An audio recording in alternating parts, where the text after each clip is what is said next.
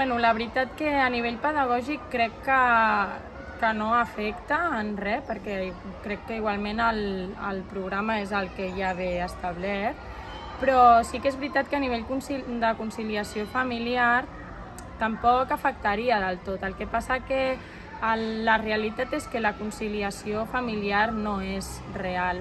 Aleshores crec que hi hauria d'haver un treball més de polítiques per poder treballar la conciliació familiar, però la real, des de la feina. Aleshores, amb nosaltres, el cas de la feina continua sent els mateixos horaris i crec que a ells que comencin una setmana abans o comencin una setmana més tard, crec que tampoc els afecta tant.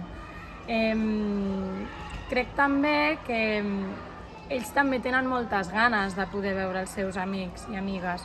Aleshores, el meu fill, per exemple, avui venia supercontent perquè tornaria a trobar-se amb els seus amics.